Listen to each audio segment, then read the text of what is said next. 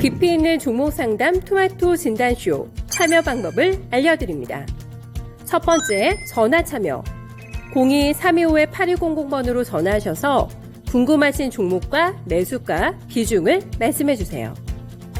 두 번째, 유튜브로도 실시간 참여가 가능합니다. 유튜브 검색창에 토마토 증권통을 입력하세요. 실시간 스트리밍으로 방송도 직접 보실 수 있고 종목 진단도 가능합니다. 이때 좋아요와 구독은 필수겠죠? 세 번째, 증권통 참여. 모바일 어플리케이션 증권통을 다운받아 증권통 TV에 들어가서 아자아자란에 글을 남겨주세요. 최고의 전문가들이 함께하는 토마토 진단쇼. 여러분의 많은 참여 바랍니다.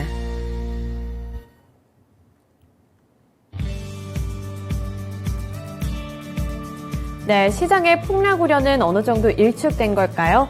네, 10월 들어서 국내 증시는 변동성은 강했지만 10월 한 달간의 지수 흐름을 본다면 오름 추세를 보이고 있습니다.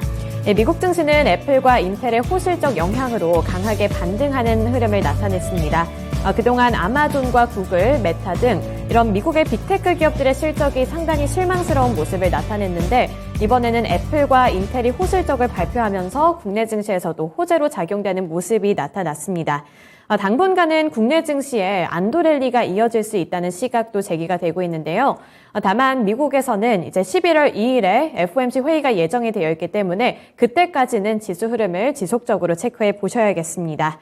또 미국의 대표적인 IT 기업들의 실적은 이제 마무리 국면에 진입을 하고 있지만 이 카카오와 하이브 또 퀄컴 등 여러 가지 기업들의 실적 발표는 아직까지 남아있기 때문에 이 개별 장세가 이어질 수 있다는 점까지 함께 염두에 두셔야 될 것 같은데요. 네, 오늘도 두 분의 전문가님들이 함께 진단을 해주시기 위해 왔습니다. 네, 두 분의 전문가님들이 꼼꼼하게 진단을 해드릴 테니까요. 종목 고민되는 종목이 있다면 종목명과 매수 단가, 보유 비중, 고민과 함께 남겨주시고요. 하단에 있는 번호로 언제든 전화 문의도 가능하다는 점 기억해 주시길 바라겠습니다. 네, 오늘도 진단쇼 시작에 앞서서 찾아주신 분들과 함께 인사 나누는 시간부터 가져볼 텐데요. 네, 태리님 안녕하세요. 특전사보다 잘생겼다고요? 네, 감사합니다. 그리고 달려라 코니님 환영하고요. 황희성님 반갑습니다. 주말 잘 보내셨죠? 그리고 남극곰님 오랜만에 출석 체크 해주신 것 같고요. 준호님, 그리고 가자님도 와주셨습니다. 네, 오늘도 꼼꼼하게 진단해 드릴 테니까요. 저희와 끝까지 함께 해주시길 바랍니다. 네, 그러면 오늘 첫 번째 전문가님부터 만나볼 텐데요. 첫 번째 전문가님, 금산 전문가님입니다. 안녕하세요. 네, 안녕하세요. 금산입니다. 네, 오늘 시장 변동성이 또 강했지만 나름대로 오르는 모습 연출하고 있는데요. 오늘은 어떤 미니 강의 주제일까요? 네, 제가 지난주에 금요일 날 비상경제 민생회의에 대해서 제가 한번 강의해 드렸었죠. 오늘은 제가 이제 두 번째 시간입니다. 제가 지난주 금요일 날에는 어떤 내용을 제가 해드렸냐면은 2차 전지하고 조선 기자재 태강을 아마 제가 이야기를 해줬을 거예요. 오늘 두 번째 시간입니다. 10월 27일 날 대통령 주재로 열린 11차 비상경제 민생회의에서 이번에는 원희룡 국토부 장관이 있죠. 원희룡 국토부 장관이 정부가 해외 건설 수주 연 500억 달러를 달성해서 세계 4대 건설 강국으로 진입하겠다는 그런 목표를 밝혔죠. 최근 이제 국제 유가가 많이 올라가지고 돈이 석유 자원국으로 몰리고 건설 수요가 빠른 속도로 올라가고 있다고 이렇게 원희룡 지금 국토부 장관이 한 이야기를 제가 지금 그대로 옮겨서 제가 말씀드리는 겁니다. 그래서 이럴 때 기회를 삼아 가지고 적극적으로 해외 건설에 진출하겠다 이렇게 이제 이야기를 한 거잖아요, 그죠? 특히 국토부가 네옴시티 등 이런 대규모 사업이 예정된 사우디아라비아에서 제2의 이런 중동 붐을 일으키겠다는 그런 계획을 세우고 있습니다. 그러니까 네옴시티라고 하는 게 여러분들 서울에 약 한 40배 크기가 되죠. 뭐 그런 스마트 도시를 짓는 초대형 그런 프로젝트인데 총 사업비가 5천억 달러니까 우리나라 돈으로 말하면 한 700조 정도 달합니다. 아마 글로벌 국가들이 아마 수주전이 아마 치열할 거예요. 지금 원희룡 장관이 사우디 주요 프로젝트 수주를 위해서 지금 지원단을 짜서 지금 이제 이태원 사태가 터졌기 때문에 4월 초에는 조금 어려울 것 같고요. 4월 한 뭐 5월 이후에 4박 6일 동안 그런 일정을 가지고 사우디를 찾을 예정이죠. 아마 제가 봤을 때는 이게 지금 원희룡 장관이 단장을 해서 공공기관이나 이런 건설사 관계자들 아마 참여할 거예요. 그런 측면에서 지금 바닥권에서 움직일 수 있는 바닥 종목 중에서 한 종목을 제가 또 선정을 한번 해드릴게요. 여러분들 제가 지금 네옴시티 관련되어 있는 종목이요.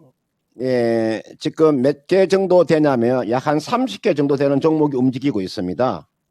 그런데 요 30개 되는 종목 중에서 보면 제가 경상도 말로 택도 아닌 종목이 움직이는 종목이 많습니다. 실적이 전혀 나오지 않는 종목 있잖아요. 말로만 네옴시티에 관련되어 있는 종목이 상당히 많아요. 이걸 여러분 잘 찾아야 됩니다. 그리고 이번에 네옴시티와 관련해서 네옴시티 하나만 보면 안 됩니다. 네옴시티 하나만 보면 안 되고요. 네옴시티에다가 플러스 우크라이나 재건주들 있잖아요. 같이 보셔야 돼요. 네옴시티도 되면서 우크라이나 재건주가 어떤 종목이 있을까? 많이 올라간 종목을 빼고요. 많이 올라갔던 종목은 제외하고 이제 바닥에서 이제 움직이는 종목이 있습니다. 그 종목이 이게 나와 있는 현대건설기계입니다. 현대건설기계가 바닥권에서 움직이고 있는데 요 현대건설기계는 수급도 괜찮고요. 그 다음은 실적도 괜찮고요. 한번 볼까요? 이게 나와 있는 현대건설기계라는 종목 한번 보여드릴게요.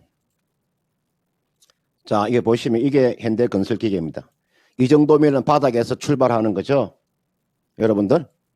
이 정도면은 바닥에서 이게 바닥에서 출발하는 거죠. 전혀 오른 게 없죠. 최근에 보시면 한미글로벌 같은 종목들이 있잖아요. 여러분들. 이런 종목은 주가가 워낙 많이 올랐잖아요. 물론 이런 종목 가지고 수익은 낼 수 있겠으나 개인들은 접근하기 어렵습니다. 이미 주가가 달아난 종목은 쳐다보면 안 되겠죠. 이제 바닥에서 돌아설 수 있는 종목을 찾아야 되는 거 아니겠습니까? 전혀 부담이 없죠. 그러니까 이런 종목군도 여러분 기다리고 있다가요.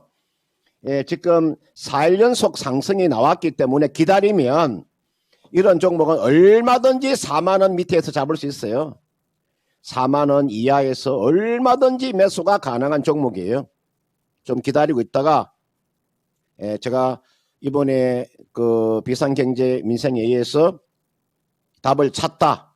그 내용 중에서 우크라이나 재건주와 네옴시티에 관련되어 있는 종목은 현대건설기계가 상당한 매력이 있다. 그런 측면에서 말씀드렸으니까 한번 참고를 해보시길 바라겠습니다. 네, 네옴시티 그리고 우크라이나 재건 관련 종목 이렇게 두 가지를 언급해 주셨는데요. 이제는 네옴시티 하나만 바라볼 게 아니라 우크라이나 재건 관련 기대감까지 받고 있는 그런 종목들을 찾아 나서야 한다. 여기에서는 현대건설기계를 대표적으로 꼽아 주셨습니다. 이 두 가지 부분 함께 참고해 보시면서 포트폴리오에도 꼭 반영해 보시길 바랄게요. 네, 이제 첫 번째 종목 진단으로 넘어가 보겠습니다. 오늘 첫 번째 종목은 호텔신라고요. 좋은날님이 보내주신 종목이네요. 네, 82,200원에 보유비 중 10% 들고 계신데 오늘 이렇게 실적을 발표를 했는데 실적이 생각보다 좋지 않아서 또 급락하는 모습이 나타납니다. 따라서 굉장히 걱정이 더 커지셨을 것 같은데 지금 추가 매수 가능한지가 궁금하다고 하시고요. 앞으로의 전망과 대응 전략이 가장 궁금하다고 하시네요. 그래서 목표는 손실을 최소화해서 빠져나오는 건데 추가 매수하는 거 괜찮은 전략인데 전략인지 그리고 앞으로의 전망과 함께 대응 전략도 짚어주세요. 네, 오늘 지금 호텔 신라 주가가 지금 뭐 8% 정도 지금 급락을 하고 있죠. 오늘 지금 코스피가 1% 이상 이렇게 지금 상승을 함에도 불구하고 호텔 신라의 지금 주가가 사실은 이 주가가 지금 빠진 이유는 실적인데요. 지금 그 마케팅 비용이 증가하면서 이제 이렇게 실적에 부진이 나왔는데 사실은 여러분들 이런 호텔 신라 같은 종목은 사실은 성장성 자체가 없잖아요. 그죠? 우리가 주식을 하면서 성장성이 없는 주식들을 매매하기가 그렇게 쉽지 않습니다. 그러니까 여러분들 성장성이 없는 종목군들은 사실은 그냥 매매해서 안 되는 종목인데 이 종목을 지금 가격대가 82,200원에 이제 10%를 이제 매수해서 가지고 계시는데 이건 이렇게 하세요.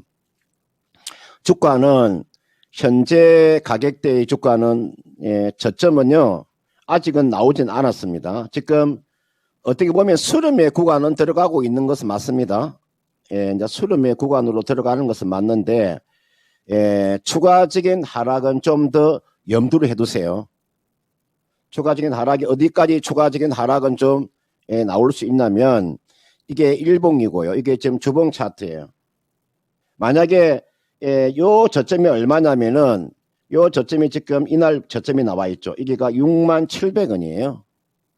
이게 67,000원을 손절 라인으로 잡으셔야 됩니다. 제가 손절가를 먼저 제시해 드릴게요. 67,000원이 무너지면 요거는 손절하셔야 됩니다. 제가 웬만하면 제가 그 손절가를 제시하지 않는데 지금 시장에서 주도주를 잡지 못하면 수익 내기가 쉽지 않습니다. 그러니까 지금 시장에 주도주라고 하는 게 그 2차 전지 있잖아요. 제가 이야기해 드렸죠. 2차 전지하고 그 다음은 지금 자리에서 바닥이 이미 나온 종목들 바닥을 치고 돌아서는 게 반도체잖아요. 앞으로 여러분들 2차 전지와 반도체 쪽에다가 무게 중심을 이쪽으로 이동을 많이 하셔야 됩니다. 이게 나와 있는 호텔 신라라고 하는 기업 자체는 이거는 주로 면세점 쪽이잖아요. 그죠? 면세점.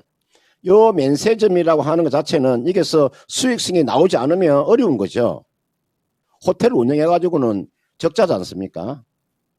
우리가 리오프닝 관련돼 있으면서 주가가 이렇게 오르지 못한다는 것은 그만큼 경기에 침체 우려가 있다는 거죠. 그런 측면에서 이 종목은요, 손절 라인은 67,000원은 손절 라인으로 잡으시고, 오늘 지금 대란거래가 터졌잖아요. 이 대란거래가 터졌기 때문에 여러분들 이게 큰 음봉이에요. 보세요. 오늘 보시면은 거기가 보합권에서 출발해서 큰 음봉이 떨어졌잖아요. 이거는요, 올라가기가 그렇게 쉽지 않습니다. 무슨 이야기냐면 이게서 출발했다는 거죠.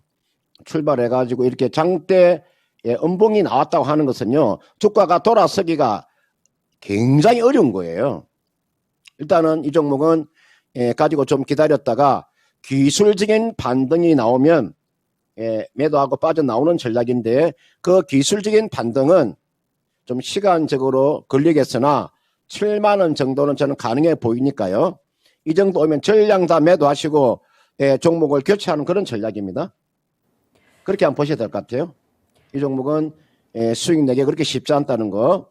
따라서 이런 장대 음봉이 떨어졌기 때문에 최소한 이 종목 한 일주일 정도 옆으로 행보 이후에 한번 재반등이 나오면 그때 매도 못하면 어려운 상황으로 갈 수 있다는 거. 그렇게 기억하시고요. 7만 원의 전량 매도를 제시하도록 하겠습니다. 네, 호텔 신라. 오늘 이렇게 면세점에서 수익성이 부진하게 나왔다. 이러한 뉴스 때문에 장대 음봉이 만들어지고 있는데 이게 상당히 좀 부담감을 주고 있는 것 같습니다. 따라서 일단 손실을 최소화하고 싶다고 하셨던 만큼 7만 원을 목표가로 제시해 주셨으니까요. 조금 더 기다려 보시다가 반등이 나왔을 때 7만 원 구간에서 정리 꼭 해보셨으면 좋겠네요. 그리고 참고로 손절가는 6만 700원 라인으로 잡아주셨다는 점까지 참고해 주시길 바라겠습니다. 네, 이제 두 번째 종목 넘어가 볼 텐데요. 두 번째 종목은 한솔재지고요. 15,000원에 20% 보유 비중 들고 계십니다. 이게 들어간 구간에 따라서 아쉬움의 정도도 더 커질 것 같은데 우선은 급격하게 올랐다가 지금 또 급격하게 빠지고 있는 종목입니다. 따라서 이 한솔재지 어떻게 대응을 해봐야 그래도 본전가까지는 올 수 있을까 싶을 것 같은데요. 한솔재지 어떻게 해야 될까요? 제가 그 한솔 재지를 이제 진단하기 전에 아마 이분께서는 그 15,000원에 아마 20%를 샀더라면 샀다고 했을 때 아마 수익이 났을 거예요.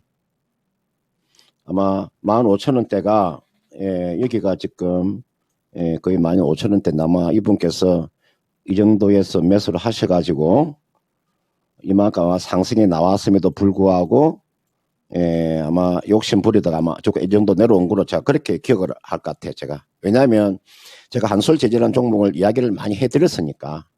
제가, 주가가 12,000원대, 13,000원대 제가 상당히 이야기를 많이 해드렸었거든요. 이렇게 하세요. 한솔재지는, 실적은 뭐 사상 최대의 그런 영업이익이 나오는 구간입니다. 다만 지금 시장이에요. 여러분 잘 보시면, 그동안에 추세를 돌려서 갔던 종목군들이 있죠. 저는 한솔재지가 기업 주가가 이렇게 빠진 이유는 왜 빠졌느냐고 저한테 물어본다면, 주가가 이렇게 추세가 좋았던 종목 있잖아요. 이런 종목군들의 수익을 실현하고 이렇게 팔고 난 이후에 바닥권에 있는 종목을 매수하기 위해서 이 종목에 지금 주가가 빠졌다고 저는 그렇게 보고 있어요. 악재가 있어서 빠진 것이 아니라 바닥권에 있는 종목을 매수하기 위한 수익이 나신 분들의 매도가 나왔다. 이렇게 제가 판단하고 있어요. 15,000원에 20%를 가지고 계시는데 이거는 기다리세요. 기다리면은 손실 보지 않고 저는 충분한 매도는 가능한 종목입니다. 그리고 주가가 실적 플러스 자산 가치주입니다. 주가가 이 종목이 13,000원 아래로 내려올 가능성이 별로 크지 않습니다. 여러분들 주식이라고 하는 게 있잖아요. 이 주식이라고 하는 것은 이 주식에 대한 가치가 있습니다. 그 가치가 훼손이 잘 안 됩니다. 훼손된다고 했을 때 빠르게 회복이 나옵니다. 이 종목 주가는요 13,000원 정도가 거의가 저점 수준이라고 보시면 크게 무리가 없어요. 그러니까 주가는 다 내려온 거예요. 제가 비중이 지금 20% 비중을 가지고 계시는 제가 비중이 좀 적다면 제가 추가 매수를 좀 권해드리고 싶은데 지금 비중을 20%까지 있으니까 추가 매수는 제가 좀 권해드리기 어렵겠고요. 가지고 잘 기다려주는 전략 지금 보시면요. 이 종목 이렇게 한번 제가 예상을 해드릴게요. 주가가 이렇게 하락이 나왔기 때문에 옆으로 행보하는 모습이 이렇게 나올 것 같아요.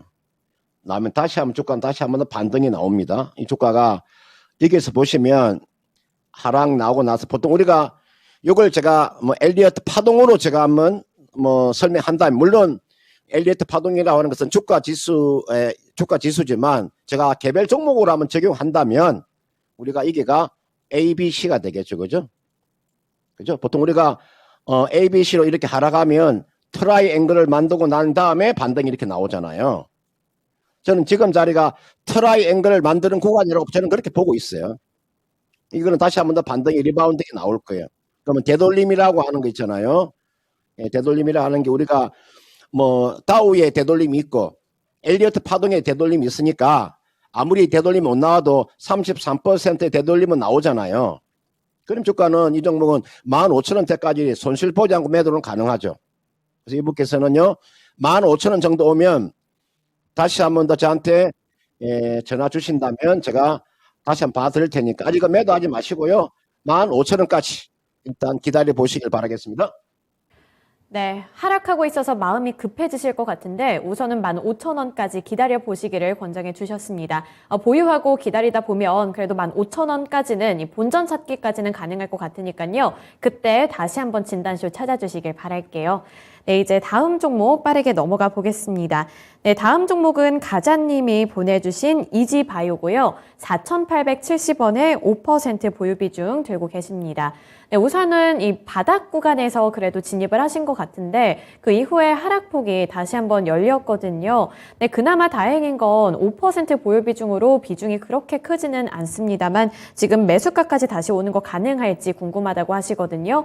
네, 이 이지바이오가 예전에도 이 곡물, 사료, 이 러시아와 우크라이나 때문에 한번 올랐던 적이 있는 것 같은데 오늘도 좀 그런 식으로 흐르고 있잖아요. 그래서 앞으로 매수가까지 이런 식으로 오르는 게 가능할지 어떻게 보시나요? 네, 이지바이오 하면 그 배합 사료 관련주라고 우리가 볼 수가 있겠죠. 기본적으로 실적은 뭐 좀 충분히 나올 수 있는 종목입니다. 그리고 이 종목의 자산 가치도 있어요.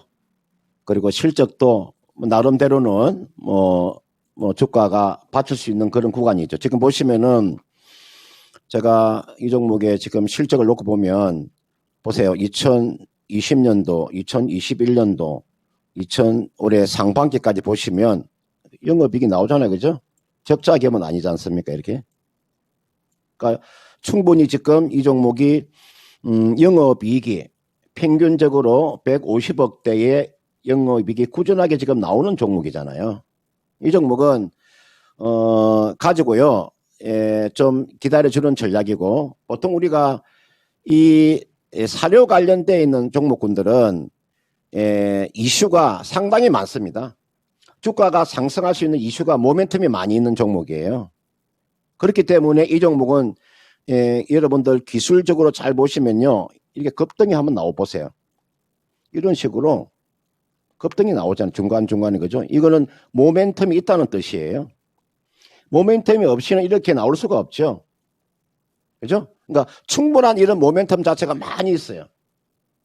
그런 측면에서 이 종목은요. 여러분께서 4,870원에 5%를 가지고 계시는데 이거는 4,870원에서 빠져나오시려면 지금 5%의 비중을 가지고 계시니까 추가적으로요. 한 5%만 더 매수를 하세요. 오늘 자리에 추가로 사는 게 아니고 오늘 지금 3%의 상승세가 나왔으니 항상 제가 말씀을 드리고 싶은데 요 추가 매수라고 하는 것은요. 어떨 때 추가 매수를 하냐면 항상 음봉일 때 추가 매수를 하는 거예요. 제가 예를 들었어요. 이런 이야기 해드리고 싶습니다. 여기에 삼성전자 있잖아요. 삼성전자가 아마 여러분들 제가 그 지난주 금요일 날 삼성전자가 급락이죠. 삼성전자가 거의 4% 정도 하락하면 급락이라고 표현하는 거예요. 삼성전자가. 그러면 이날 지난주 금요일 날 삼성전자가 급락하잖아요. 이때가 찬스예요. 찬스. 이때가 매수 기회라니까요. 제가 삼성전자가 2번의 개입이 나왔다고 말씀드렸잖아요. 그러면 삼성전자 주가가 앞으로 많이 빠져봤자 요 30일 이평선 깨고 내려올 가능성이 별로 크지 않아요. 이 주가가 바닥권에 있잖아요. 삼성전자의 주가가 이게 바닥권 아닙니까? 그럼 이게 나와 있는 여러분들 이지바이오란 종목은요. 보세요. 이게 월봉 차트잖아요. 최저점에 와 있잖아요. 주가가 이 종목의 주가가 더 이상 내려올 가능성이 별로 크지 않아요. 아까 제가 말씀드렸죠. 주가랑 그 종목은 가치라는 게 있어요. 이게 이지바이오란 종목은요. 웬만해서 이 종목은요. 3,500원 아래로 내려오지 않아요. 이 종목의 주가가 웬만하면 안 내려옵니다. 여기까지는.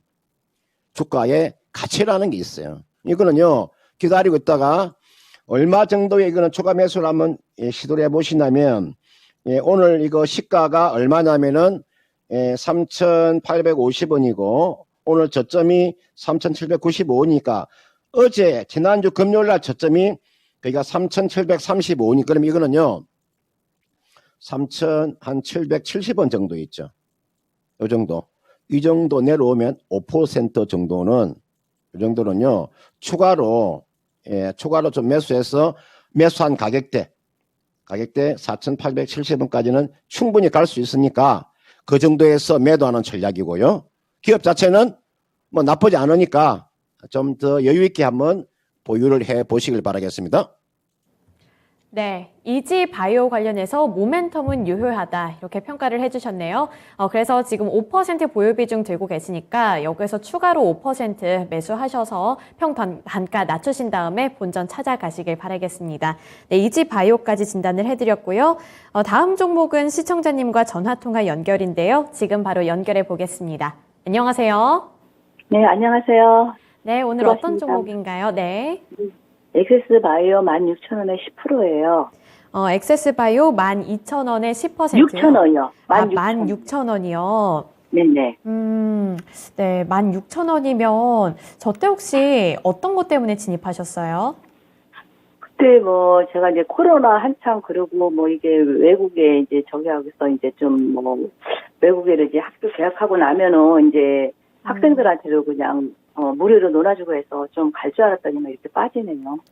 그러네요. 네, 상당히 좀 그래도 보유 기간이 좀 있으신가 봐요. 네네네. 네, 그러면 보유 기간이 좀 되시는 만큼 이게 좀 더 급하실 것 같은데 네. 우선 여기서 가장 궁금한 거는 목표가일까요? 아니면 손실을 최대한 줄이는 걸까요? 그러니까 수익일까요? 이제 그러니까 뭐 앵커님 말씀처럼 뭐 손절이나 목표가 이제 둘 다 알려주셨으면 감사하겠어요. 아, 네, 알겠습니다. 여기서 정리를 해야 될지 조금 더 보유해야 할지. 네네네. 홀딩해야 되지. 예예예. 네, 알겠습니다. 네, 전문가님 상당히 좀 오랜 기간 동안 보유를 하셨다고 하고요. 진단키트에 대한 기대감을 갖고 진입을 하셨다고 하시네요. 그래서 이게 요즘에는 또 다시 오르고 있는 추세라서 더 들고 가야 할지 아니면 여기서 그냥 지금이라도 정리를 해야 될지 고민되시는 것 같은데 어떻게 하는 게 최대한 좋을까요? 이분께서 지금 그 엑세스바이오의 매수한 가격대가 12,000원대에 지금 10%를 가지고 계시잖아요. 지금도 수익 중이잖아요. 그죠? 굉장히 아마 이분께서는 그 싸게 매수해서 아마 수익이 났을 텐데 매도를 안 하셨네요. 엑세스바이오 그러면 우리가 진단시약 쪽이라고 보시면 되죠.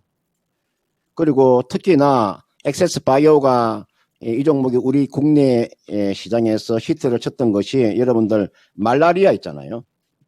말라리아 쪽에서 상당한 두각을 나타냈었고, 그죠? 그 다음은 이 종목이 보통 우리가 뭐 심근경색 쪽에서의 진단시약이라든지 우리가 또 임신했을 때 임신 또 진단시약 같은 이런 진단시약 쪽에 어느 정도의 지금 그 전문성을 가지고 있는 그런 기업이죠. 그런 측면에서 우리가 코로나19가 이제 어느 정도의 지금 이제 소강 상태에 접어들면서 주가가 그 전에 매도할 수 있는 기회를 많이 놓친 거죠, 이분께서는. 그죠? 주가가 많이 놓친 거잖아요. 그러니까 여러분들은 이걸 여러분들이 잘 보셔야 되면 16,000원에 매수했다 그러니까 그러면은 이 종목은 좀 기다렸다가요. 그 정도의 가격은 한번 충분히 매도는 가능해 보입니다. 지금 자리에서 매도는 아니고요. 그리고 제가 이런 이야기 한번 해드리고 싶습니다. 지금 되도록이면은 여러분들 그 매매하실 때 특히나 뭐 바이오 기업들은요 국내에 상장돼 있는 기업 있죠. 되도록이면 해외 기업은 매매하지 않는 게 좋습니다. 국내에 상장되어 있는 해외 기업들 있잖아요. 이런 기업들은 되도록이면은 매매를 안 하는 게 좋아요. 그걸 제가 먼저 말씀을 드리는 거고, 일단은 이 종목은 충분한 실적이 좀 뒷받침이 되고 있으니까 이 종목은 좀 손실은 보지 않고 매도는 가능해 보이니까 지금 16,000원이면 현재 이 가격대잖아요. 그죠? 이 가격대가 지금 16,000원대니까 지금 진단시약 같은 종목들 보시면은 여러분 시젠 같은 종목 보세요. 주가 다 이래요. 수젠텍 같은 종목들이 있잖아요. 이런 종목군들이 주가 흐름이 다 이런 모습을 하고 있잖아요. 보세요. 진단시약 종목은 다 이런 모습이에요. 따라서 이 종목은요. 엑세스바이오는 기다리고 있다가 손실은 보지 마시고 매수가 정도까지 한번 기다려보는 전략. 이 종목은. 그래서 이 종목은 주가가 앞에 있는 요 고점 돌파는 못합니다. 앞으로 진단시약 관련되어 있는 종목은 이런 고점 돌파하기는 쉽지 않을 거예요. 이거는 요 정도까지만 16,000원 정도까지만 기다린다면 그 정도는 좀 가능하지 않겠느냐. 최근에 바이오들이 좀 살아나고 있기 때문에. 단 앞으로 이제 바이오 종목을 매매하시려면 되도록이면은 제가 이 시간을 통해서 이야기 많이 해드렸죠. 삼성 바이오로직스 빼고는 매매할 수 있는 종목 그렇게 많지 않다는 걸 꼭 말씀해 드리고 싶고요. 16,000원까지 한번 기다려 보시길 바라겠습니다. 네, 시청자님 지금 이 구간에서 손절을 할까까지 고민을 하신다고 아까 말씀해 주셨는데 우선 지금은 여기서 매도를 하시는 것보다는 원금 회복을 하고 빠져나오시는 게 더 좋을 것 같아요. 네네. 너무 감사합니다. 예. 네, 잘 빠져나오시길 바라겠습니다. 네, 이렇게 액세스바이오 진단키트 관련 종목까지 진단을 해드렸고요. 오늘 금산 전문가님과는 여기까지 진단해 보겠습니다. 네, 오늘 말씀 고맙습니다. 네, 고맙습니다.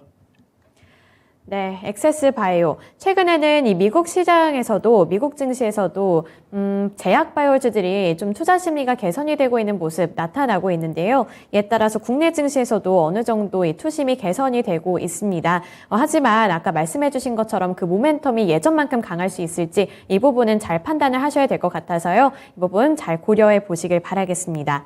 네, 이제 두 번째 전문가님 만나볼 텐데요. 네, 두 번째 전문가님과는 함께 이 폴란드 원전 관련된 이야기를 나눠볼까 합니다. 네, 이 폴란드와 우리나라 그리고 미국 간에 있어서 우선은 이 폴란드 쪽에서 미국을 택했다고 하는데 자세한 코멘트 최태규 전문가님께 들어보도록 할게요. 네, 안녕하세요. 네, 반갑습니다. 최태규 전문가입니다. 네, 폴란드 원전과 관련된 기대감이 상당했던 것 같은데 오늘 이 뉴스를 보고서 괜찮은 거 맞나 이렇게 생각하시는 분들이 많을 것 같아요. 그래서 어떻게 생각하시는지 궁금한데 어떻게 보시나요? 네, 일단 원전에 대해서 그 뉴스가 부정적이냐라고 할 때 오히려 전화위복 이렇게 생각하셔도 될 것 같아요. 우리 시청자 여러분들을 위해서 최근에 기사화됐던 언론에 노출됐던 원전 관련된 플로어를 하나하나 설명드리면서 지금의 위치가 어떠한 자리인지 한번 보도록 하겠습니다. 제가 좀 이해를 돕기 위해서 적어놨어요. 적어놨으니까 이걸 한번 같이 보자고요. 일단 뭐 현 정부가 추진한 정책 중에 탑은 결국 원전이죠. 원전입니다. 자, 일단 최근 뉴스 보면 이제 5월 19일이었어요. 윤과 바이든이 원전 수출을 손 잡았다. 헤드라인이 그래요. 그래갖고 한미 원전 동맹 제3국 수출 시 협력하자. 괜히 심심하니까 협력하자라고 하지는 않았겠죠. 그 다음에 이제 6월 8일이었습니다. 지금의 넘어갔던 웨스팅하우스 여기서 방한을 했어요. 임원들이. 그러면서 한전과 원전 수출 협의, 그 다음에 한미 원전의 동맹 구체화를 위해서 방한했다라고 이렇게 했어요. 그 다음에 이제 최근 들어서 이제 10월 달 들어가지고 한수원 이준의 폴란드 원전 신축 사업 서명할 거야 했는데 그 다음날 한수원 웨스팅하우스에서 피소 법적으로 걸고 넘어졌어요. 그러면서 일단 폴란드 원자로 6기 6개 2043년까지 만들어질 텐데 수주 차질이 있을까? 라는 부분에 있어서 이제 의문을 던졌습니다. 자, 여기서 갑자기 그러면 한미 간의 원전 협력이 무너지는 거냐라고 했을 때 그게 아니에요. 일단 웨스팅하우스 입장에서는 자신들의 몸값을 올리기 위한 전략으로 한번 태클을 건 겁니다. 일단 웨스팅하우스 자체는 원천 기술 갖고 있어요. 그런데 얘네들이 시공 능력에 있어서는 내가 봤을 때 빵이에요. 그래서 시공할 수 없지만 얘네들 기술을 이용해가지고 결국은 얘네는 이제 앞으로 나아가겠다 이런 것이고 10월 25일이었어요. 한수원 원전 수출 족쇄 풀기 위해 해외 특허 한 300여 개 갖고 있다. 이런 뉴스도 나와 있는데 그 다음에 보면 10월 26일 날 한국 폴란드 원전 참여 사실상 확정 이렇게 이야기해놓고 그다음에 31일 한선 LOI 체결 가능성 있어라고 미리 이야기했습니다. 근데 29일이었죠? 폴란드가 원전 1단계 사업자 결국 미국 업체로 선정을 했다. 웨스팅하우스 결국 이들은 그 이전에 잘 나갈 때는 이 도시바가 얘네를 잡아먹었는데 잡아먹고 어떻게 됐어요? 도시바 거의 뭐 무너질 단계까지 가면서 알짜배기 다 팔아가면서 도시바가 지금 현존할 수 있는 거예요. 웨스팅하우스 물었다가 아주 후쿠시마 원전 폭파되면서 크게 문제가 됐어요. 그러다 보니까 이 웨스팅하우스 이 자체도 이름만 걸려져 있지 실질적으로 뭐 하는 회사가 아니에요. 결국 폴란드가 원전 2단계 이 부분을 한수원하고 하겠다 이런 얘기가 또 나오는 건 이 웨스팅하우스 쪽으로 모든 걸 다 줄 수 없다는 것이고 결국 1단계 사업도 결국 웨스팅하우스 입장에서는 한수원하고 같이 갈 수밖에 없다라는 게 저의 그동안의 플로우로 봤을 때 예상이에요. 그래서 지금 원전 관련돼서 오히려 이 1단계는 미국으로 넘어갔지만 그 미국으로 넘어간 1단계도 우리 한수원하고 같이 할 수밖에 없고 거기다가 또 2단계까지 뭐 우리 한수원하고 한다면 결국 원전과 관련된 큰 그림은 잘 진행되고 있으니까 29일 날 그 뉴스 너무 애끌 필요 없다. 이렇게 좀 다시 한번 강조해드리고 싶습니다. 폴란드 원전과 관련돼서 오늘 뉴스가 이렇게 떠서 지금까지 받았던 기대감 믿어도 되는 건가 이렇게 의심이 가셨던 분들도 많이 계실 것 같은데 우선은 전화위복을 삼아야 할 것 같다 이런 생각이 듭니다. 그래서 말씀해 주신 것처럼 너무 걱정할 필요는 없으니까요. 지속적으로 나오는 기사도 확인해 보시면서 투자 포인트 잡아보셨으면 좋겠습니다. 네, 폴란드 원전과 관련해서 말씀드렸고요. 이제 첫 번째 종목 진단 넘어가 보겠습니다. 네, 첫 번째 종목은 아리아님이 보내주신 KC피드고요. 2,915원에 3% 보유 비중 들고 계십니다. 우선은 본전가까지 올 수 있을지 궁금하다고 하시는데 본전가까지 못 오는 경우에는 어느 정도 라인을 잡고 손절을 해야 될지 궁금하다고 하시거든요. 네, 이 KC피드가 시가총액 규모도 상당히 좀 작은 종목인 것 같고 오늘 뭐 러시아의 이 수출 금지 뭐 이러한 이슈 때문에 다시 함께 오르고 있는 것 같기는 한데 본전가까지 오는 거 쉬워 보일까요? 네. 2,915원, 3%. 걱정, 뭐 그렇게 뭐 할 자리는 아니지 않나 이렇게 생각됩니다. 일단 우리 먼저 월봉 한번 보면 지금 자리는 뭐 어느 정도 저점이야라는 냄새는 조금은 나요. 저점이야라는 냄새 나고 그렇다고 또 매수한 가격이 굉장히 높은 가격은 아니다라고 생각돼요. 그래서 지금 왜 조금 못 가느냐라고 하면 여기 21이평선 자꾸 여기만 맞고 떨어지죠. 여기서 조금 더 횡보하면 어떻게 될까요? 여기 이제 21이평선 위로 올라타게 돼 있어요. 올라타게 되면 얘 같은 경우 잘 보시면은 일단 얘가 왜 여기서 막혔냐면 여기에 대한 저항이 하나 있는 거예요.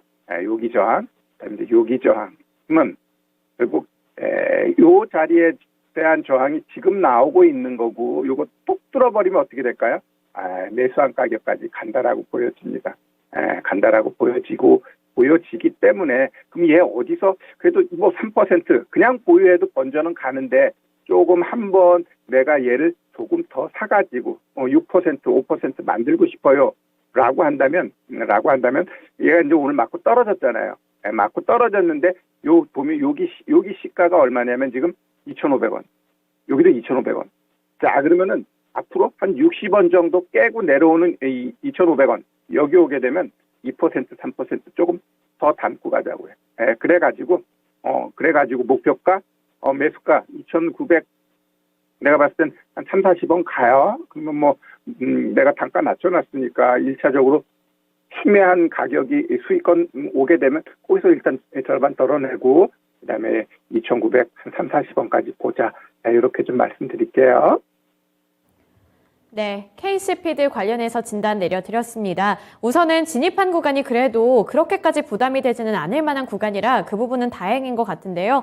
우선은 2,915원에 진입을 하셨으니까 여기까지는 잘 노려보시면 좋지 않을까 싶네요. 그래서 KC피드 관련해서는 여기서 진단해 드린 대로 잘 대응해 보셨으면 좋겠습니다.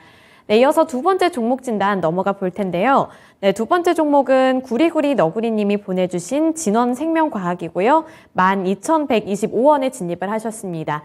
보유 비중은 8% 들고 계신다고 하는데 최근에 이제 2차 전지 분리막과 관련해서 이 포인트를 잡고 들어가셨나 봐요. 그래서 삼성 SDI와 강한 링크가 되어 있어 보여서 투자를 했다고 하시는데 가격 전략을 어떻게 세우면 좋을지 궁금하다고 이 차트로 잡아달라고 말씀을 해주셨거든요. 그래서 진원생명과학 저 구간에 들어갔는데 여기서 지금 집중을 하고 계신 삼성 SDI와 관련된 모멘텀 유효한지 궁금하고요. 그리고 가격 전략을 어떻게 세워보면 좋을지도 함께 잡아주세요. 네. 진원생명과학, 얘는 좀 끼가 있는 애죠. 끼가 있는 애인데, 생명과학이 무슨 또 2차 전지하고 연결시키고 이런 것들은 그냥 바람직한 건 아니에요. 예. 자기하고 어느 정도 연관성이 있어야지. 지금 2차 전지 좋으니까 진원생명과학이 2차 전지. 그러면 우리가 옛날에 막 이 IT 하던 애들이 화장품 좋을 때 화장품 갖다 엮어버리고, 또 뭐 바이오 갖다 엮어버리고, 그거하고 똑같은 거예요. 그러한 모양새는 오히려 더 역효과예요. 결국 우리가 이제 차트적으로 보게 되면 얘를 아주 조심해야 될 자리는 어디였냐를 할 때 이 자리입니다. 자, 이 자리 같은 경우는 치고 올라왔죠. 쭉 내려온 다음에 이제 반등 나왔단 말이에요. 일단 21 이평선 여기 가지도 못했는데, 자, 이 가격을 깨면 될까요? 안 될까요? 안 된다라는 거죠. 결국 얘를 내가 손절 잡아야 될 자리는 이 자리였어요. 이 가격이 얼마냐면 저가가 9,110원이에요. 자, 그러한 자리를 깨니까 어떻게 이 장대 한복 장중에 마이너스 18%까지 나오는 겁니다. 오케이. 그러면은 어제 하락 좋다 이거예요. 아래 꼬리까지 달아줬어. 그러면 어떻게 해야 돼요? 얘는 이거 깨면 안 된다라는 거예요. 근데 이거까지 깼어요. 그러면은 얘 이제 저점 어디에요라고 할 때 몰라요. 저는 좀 기다려야 돼. 언제까지 기다려야 되느냐라고 했을 때 조금 이제는 거래 없이 다시 이러한 캔들이 위아래 이제는 크게 변동 없는 어쩌면 이런 캔들이 나와주면서 팔 사람 이제 다 팔았다 이거죠. 예. 이제 포기할 사람은 이제 던졌고 네가 앞으로 10% 20% 더 빠져도 난 안 팔 거야. 이제 그런 사람들만 나와버리면 어떻게 되는지 거래가 없어져 버려요. 결국 그렇게 이제 거래 없어지는 과정 속에서 아까 2차 전지 얘기했는데 그건 난 처음 들어봐요. 어차피 내가 진원생명과학이라는 종목에 대해서 딱 관심이 없기 때문에 얘가 뭘 하는지 난 잘 모르지만 과연 그 2차 전지가 어느 정도 설득력이 있고 삼성 SDI하고 연결되는 게 있어. 그러면 그걸 또 한번 재료 붙여가지고 한번 반등은 나오겠지만 그 반등 자체가 매력적으로 얘가 갈 수 있는 위치냐라고 할 땐 조금은 생각해 봐야 될 것 같습니다. 얘 본연에 진원생명과학이 갖고 있는 뭔가 그쪽으로 해가지고 임상이든 뭐가가 나와줘야지 그냥 2차 전지 붙인다고 다 가나요? 아니거든. 지금 있는 2차 전지도 이제는 좀 고점에서 내려와야 될 판에 그런 건 압니다라고 생각해요. 그래서 자기 본연의 거하고 전혀 연관성 없는 거 갖다 붙여버리는 그러한 기업은 조심해야 됩니다. 조심해야 돼요. 그래서 기술적으로 얘가 어디까지 반등 나올 거니라고 했을 땐 아직은 모른다. 아직은 모르고 일단 세게 나오면 얘가 이 끌어올린 이 가격 그러시니까 여기까지는 8,200원이네요. 여기까지 반등이 한 달 있다 나올, 2달 있다 나올지는 아직은 몰라요. 일단 얘가 바닥 따지는 쇼 캔들, 십자형 캔들이 몇 차례 좀 나와야 줘야 된다. 근데 그 나와주는 것도 오늘의 저점 7,120원을 깨서는 안 된다. 이러한 부분만 염두에 두시면서 가셔야 될 것 같아요. 여튼 급등이 나오기 위해선 얘가 최근에 그러한 재료들이 뉴스화 해가지고 세력들이 붙여서 올려주나 그러한 것들은 체크해 볼 만한 거고요. 일단 어제 오늘의 큰 거래를 동반한 하락은 그닥 매력적이지는 않고요. 좀 턴 다음에 이제는 좀 이제 추가적으로 나오지 않는 그러한 것들이 좀 보여져야 될 것 같아요. 하여튼 이 진원이라는 애는 항상 끼가 있어요. 또 한번 올리기 시작하면 아주 족살나게 올려버리기 때문에 아주 웃긴 종목이죠. 이 봐보면 풍 치고 올리고 풍 치고 죽이고 풍 치고 죽여버렸어요. 자, 그러면 이 죽인 자리도 어찌 보면 이제 이 자리에 왔어요. 그죠? 여기까지 왔어. 그러면 이게 저점일 수도 있고 아니면 더 죽일 수도 있고. 근데 이런 애들이 죽였을 때 결국 계속 살아남아 있으면 또 이러한 모양새를 보여주는 거고 계속해 관리 종목 되고 거래 정지 되고 그러면 어떻게 돼요? 그럼 미래를 알 수 없는 거예요. 그래서 지금은 미래를 알 수 있는 물려도 미래를 알 수 있는 종목에서 물리자. 이렇게 좀 말씀드리고 싶어요. 네, 진원생명과학. 네, 상상님의 종목이었습니다. 구리구리 너구리님 종목은 이제 곧바로 진단을 해드릴 텐데요. 네, 상상님 진원생명과학 관련해서 진단을 드렸으니까요. 잘 참고하셔서 포트폴리오에도 반영을 해보셨으면 좋겠고요. 이 안에서 수익까지 챙겨가셨으면 더 좋겠습니다. 우선은 여기서 메꿔보신 다음에 수익까지 꼭 챙겨가셨으면 좋겠어요. 네, 이어서 다음 종목 볼 텐데요. 이번에 구리구리 너구리님께서 보내주신 WCP입니다. WCP 49,000원에 진입을 하셨고요. 10% 보유 비중 들고 계신데 최근에 WCP가 시장의 주목을 받고 있는지 저렇게 오르는 추세로 주가 흐름이 연출이 되고 있습니다. 최근에 2차 전지 관련해서도 투자 심리가 개선이 되고 있고 또 더 분리막 관련해서도 관심을 받고 있는 것 같은데 이 WCP 관련해서 49,000원 부근 여기서 좀 더 갈 수 있을지 앞으로의 전망과 함께 투자 포인트까지 잡아주셨으면 좋겠어요. 네, 일단 WCP 상장된 지 이제 2달 됐네요. 상장된 지 2달 됐고 일단 긍정적인 측면은 나름대로 좀 수급이 좀 들어오고 있다. 수급이 좀 들어오고 있다라고 우리가 좀 봐야 될 것 같아요. 지금 수급 보면 나름대로 우리 기관들이 일정 부분 들어오고 외국인 같은 경우도 이제 조금 수급이 들어오고 있어요. 그러면 우리가 이제 기술적으로 이해 봐야죠. 얘 같은 경우 상장된 지 얼마 안 된 종목 가지고도 좀 기술적으로 설명은 어렵지만 제가 하나하나 캔들이 보여주고 있는 모양새 그거를 통해서 앞을 내다보는 건데 잘 보시면 먼저 이날이었어요. 이날 고점이 얼마냐면은 5만 원이야. 자, 그러면 이 5만 원이라는 가격대는 어찌 보면은 치고 이 가격을 치고 올라가는 그 자리는 내가 봤을 때 매수 자리예요. 즉 더 가겠다라는 거지.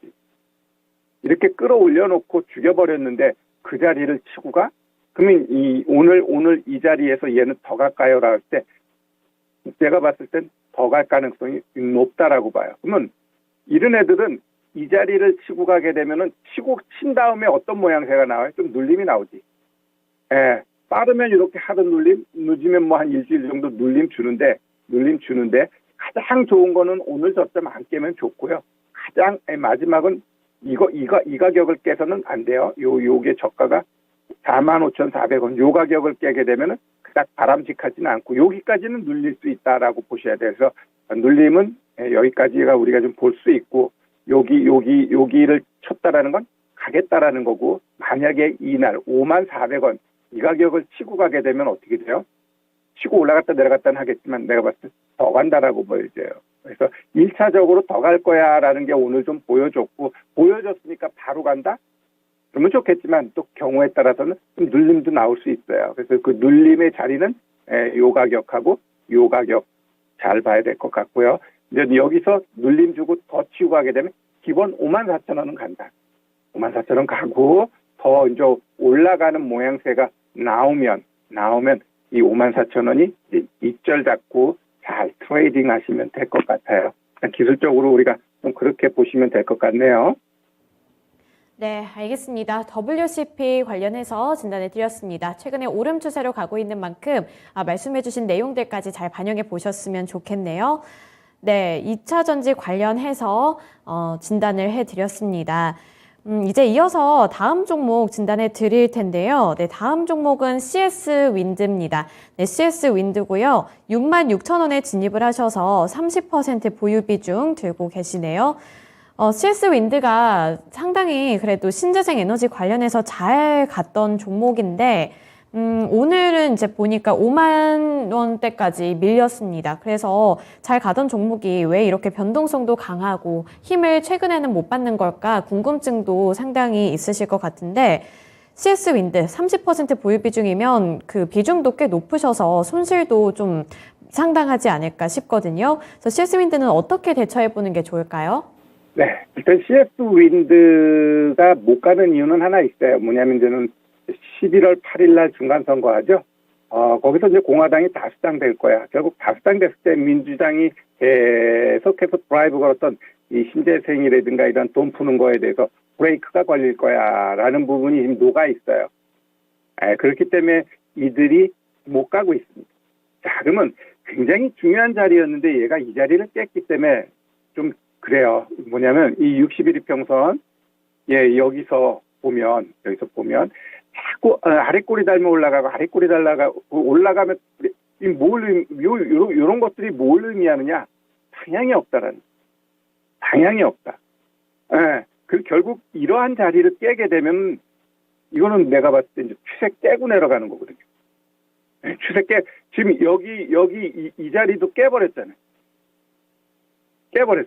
자, 그러면 잘 보면 얘가 요 가격이 얼마냐면은 59,300원이에요. 자, 59,300원 이 자리를 깨버리니까 툭 치고 내려간 다음에 올라가도 못 가고 자꾸 여기서 이제 공방하는 거예요. 공방. 자, 그러면 얘 같은 경우는 이날 저점 아직은 안 깨서 다행인데 이 저점이 56,700원 오늘 57,000원이죠. 결국 아직 안 깼는데 만약에 이 저점 깨게 되면 어떻게 될까요? 이 매물이 이제는 전부 다 이제 위에 받쳐주면서 더 떨어질 확률이 있어요. 그러면 그 다음은 결국 이제 목표가가 이 자리가 될 수 있어요. 그래서 지금 지켜줘야 되고 만약에 공화당이 뭐 상하원 중에 하나라도 뺏기면은 일하기 어려워요. 걔는 상원 하원 다 잘 돼야 다 뭔가 이루어져야 되기 때문에. 근데 둘 다 공화당이 돼버렸다. 그렇다고 한다면 이들 종목은 뭐 실적 그런 걸 떠나서 그냥 투자 심리가 위축되면서 훅 내려갈 거예요. 얘네들이 훅 내려간다는 건 뭘 의미해요? 또 매력적으로 싼 자리가 오게 돼 있어요. 왜? 어차피 이 신재생은 미래 먹거리거든요. 먹거리이지만 굴곡이 있는 거지. 그런 굴곡을 이용해서 트레이딩을 해야 돼요. 그러니까 고점에 있는데 위태로운 자리야. 그런 자리에서는 굳이 매수할 필요 없는 거예요. 매수해도 좋을 매력적인 자리의 종목군들이 지금 차고 넘치는데 굳이 그닥 좋은 뉴스가 없을 것 같고 차트 위치로 봐도 그냥 깨서는 안 될 자리를 깨버렸어. 근데 나는 지금 보유를 하고 있어. 그러면 보유하고 있을 때 손절 정말 어려워요. 그죠? 뭐 살짝 61이평선 이렇게 깨는 자리에서 손절 친다? 그거는 내가 봤을 땐 그건 아니다라고 봐요. 아니다라고 봐. 근데 요런 자리에서도 하기 어렵다란다면 그리고 이런 자리 아니면 이전의 저점을 깬다. 그런 자리는 진짜 정리하는 게 좋아. 정리했더니 여기 올라가잖아요 하면서 여기서 또 사면 어떻게 돼? 또 물려버려. 그러한 내가 팔았으면 가급적이면 몇 주 보지 마세요. 올라갔다 내려갈 때면 사고 싶고 그러면 또 빨간불 나오면 사. 그럼 또 어떻게 돼? 그 다음날 물려버려. 그래서 우리 개인 투자자들이 가장 많이 당하는 게 왼수 같은 종목 복수하고 싶대. 그런 소리 참 많이 들어요. 복수하지 말아요. 그냥 걔는 걔대로 가격금 내비두고 기다려보면 진짜 많이 빠진 자리가 있어. 참 좋은 기업인데 왜 이렇게 빠졌지? 그때 하는 게 좋아요. 그냥 어정쩡한 자리에서는 갈 수도 있고 안 갈 수도 있어. 그럼 왠지 없으면 이게 조금만 빨간불 나오고 가면 갈 것 같아. 그래서 나도 모르게 칵 사버린단 말이야. 그러다 보면 또 물려버리고. 그러지 말고. 여튼 이 신재생 같은 경우는 미 선거 보고 그 다음에 얘네들이 뭐 한두 번 결국 공화당이 됐네? 그러면서 더 떨어져. 거기서 이제 공략 포인트를 잡아야 될 것 같아요. 여튼 비중이 30%니까 그냥 큰 그림에서 길게 봤을 때는 언젠가 얘가 나한테 더 큰 수익 줄까요? 다 줍니다. 내가 산 자리가 지금 이 66,000원이야. 그러면 뭐 한 이 정도 될 것 같아요. 그죠? 이 자리에서 그럼 얘가 8만 원 가고 9만 원 가고 10만 원 갈까요? 시간 투자하면 충분히 가능합니다. 제가 감히 이야기할 수 있는 건 결국 어떠한 종목이든지 내가 거래가 정지되고 상장 폐지가 되지 않으면 다 기회를 보고 다 수익 줄까요? 줍니다. 왜? 모든 주식시장 대한민국이 망하지 않으면 증시는 항상 우상향이다. 우상향이다라는 건 종목들도 거기에 맞춰서 2배, 3배 더 올라가게 돼 있어요. 지금은 굉장히 어려운 장이고 어떻게 갈지 모르는 장이기 때문에 종목에 대해 그렇게 길게 막 투자하면서 갈 자리는 아니다. 아니기 때문에 여기서 더 떨어져? 더 떨어져도 참아야 되는 것이고 일단 뭐 올라가서 원전되고 막 이랬을 땐 땡키하고 좀 비중 줄여야죠. 그렇게 좀 이 시장에 대해서 시장에 대해서는 좀 오르고 내리고 이러한 부분에 대해서 좀 방향 잡으면서 트레이딩하는 게 제일 중요해요. 아까도 내가 강한 녀석들에서도 이야기했지만 삼성전자 5만 원 깨질까요? 라고 했을 때 난 깨진다라고 봐요. 주식시장 최근에 저점 또 깨고 내려갈까요? 나는 오히려 지금 내년도에는 뭐 1800, 1900까지도 기본적으로 내려간다라고 보고 있는 사람이에요. 그럼에도 불구하고 지금의 시장 상승은 즐기라라는 거죠. 그래서 그냥 너무 극단적으로 한쪽 보지 마시고 흐름에 맞춰서 트레이딩하는 그러한 전략 계속해서 유효하다 이렇게 좀 말씀드릴게요. 네, 트레이딩 전략 짚어주셨습니다. 미국의 중간선거 일주일여를 두고 일주일 정도 남아 있으니까요. 참고해 보시길 바랄게요. 네, 오늘 공방도 있으시죠, 전문가님? 네, 오늘 저녁 6시에 공개 방송합니다. 시장 걱정하지 마세요. 결국 사야 될 종목, 오를 종목, 그러한 것들에 대해서만 우리가 집중하면 되고요. 오늘은 제가 뭐가 오를지 그러한 부분에 대해서 종목까지도 한번 제시해 보도록 하겠습니다. 네, 시장을 믿어야 할지 고민되시는 분들 공방 참여하셔서 여러 가지 꿀팁들 많이 얻어가시길 바라겠습니다. 네, 오늘 말씀 고맙습니다. 네, 감사합니다. 네, 오늘도 두 분의 전문가님들과 함께 다양한 종목들 진단해 드렸는데요. 많은 도움이 되셨으면 좋겠습니다. 네, 지금까지 투자 판단에 대한 도움 정보를 드렸습니다. 하지만 특정 종목의 상승과 하락을 보장하지는 않습니다. 시청해 주셔서 고맙습니다.